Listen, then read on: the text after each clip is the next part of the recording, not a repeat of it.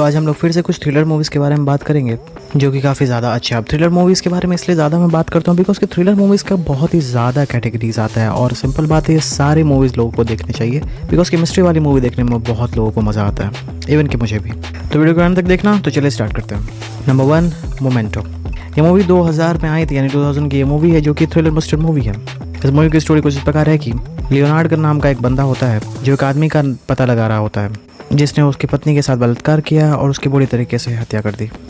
हालांकि अपनी पत्नी के हत्यारे का पता लगाने में उससे इतनी ज़्यादा मुश्किल होती है और ये एक फैक्ट है कि पता लगाते लगाते उसको मेमोरी लॉस की प्रॉब्लम भी आ जाती है, यानी वो गजनी बन जाता है। लेकिन फिर वो अपने जीवन के कुछ ऐसे दिनों को याद करता है जब वो ठीक था और उसे जो भी चीज़ चाहिए या उसे जो भी चीज़ पाना होता है वो उसे अपने बॉडी पर लिख लेता है बिकॉज कि उसे 15 मिनट पहले ही याद ही नहीं होता है कि क्या हुआ होता है। अब मैं तुम्हें बता दूं कि गजनी मूवी जो निकली थी वो इसी मूवी से इंस्पिरेशन ली थी, या कह सकता हूँ इसी की मूवी का रीमेक था।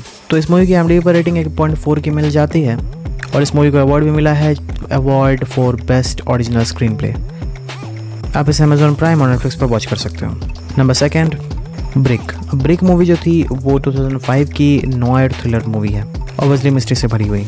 मूवी की स्टोरी कुछ इस प्रकार है कि बहुत ही अजीब कॉल उसे आता है, यानी कि एक इंसान को अपनी एक्स गर्लफ्रेंड का यानी बहुत ही फैंटिक टाइप का फ़ोन आता है और वो देखकर बहुत ही ज़्यादा सुनकर बहुत ही ज़्यादा चौंक जाता है।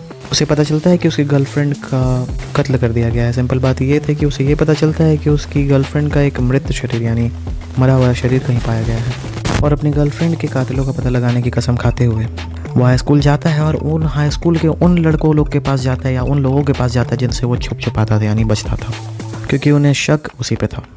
ट्रूथ की खोज करते करते वो बहुत ही आगे पहुंच जाता है, जिससे उसके बाद उसे एक द पिन नाम का एक इंसान मिलता है जो कि एक ड्रग डीलर था। अब आगे स्टोरी में क्या होता है ये आपको मूवी देखने के बाद ही पता चलेगा। इस मूवी की IMDb पर रेटिंग 7.1 की है जो आपको क्रिपिंग, सस्पेंसफुल और ऑफ बीटन का वाइब्स दे सकती है, जिसे आप Amazon प्राइम पर वॉच कर सकते हो। Number 3, the lovely bones. The lovely bones movie 2009 की एक फैंटेसी थ्रिलर मूवी है जिसकी स्टोरी कुछ इस प्रकार है कि थोड़ी सी अजीब लगेगी बट सुनो। बहुत ही ज़्यादा बेरहमी तरीके से हत्या करने के बाद 14 वर्ष की एक सूसी सैलमन रहती है और वो हेवन से अपने हत्यारे को देखती है। जब वो अपने फैमिली को देखती है और ये सोचती है कि अब ये जो कातिल है वो उसके परिवार को भी ठोस यानी दुख पहुंचाएगा, सो इसी डर से कि वो उसके परिवार को कुछ ना कर दे, इसीलिए वो ऑब्वियसली एक आत्मा बनकर अपने मिशन को सॉल्व करती है। यानी मिशन का मतलब ये हो गया कि वो उसे मारना चाहती है और सब कुछ को बैलेंस करना चाहती है। यही चीज़ आपको इस मूवी में देखने को मिलेगा। और मूवी थोड़ी सी बहुत ही ज़्यादा ही अच्छी है बिकॉज कि फैंटेसी है, थ्रिलर है, मिस्ट्री भी है और कह सकते हैं कि इसका कॉन्सेप्ट बहुत ही ज़्यादा अलग है।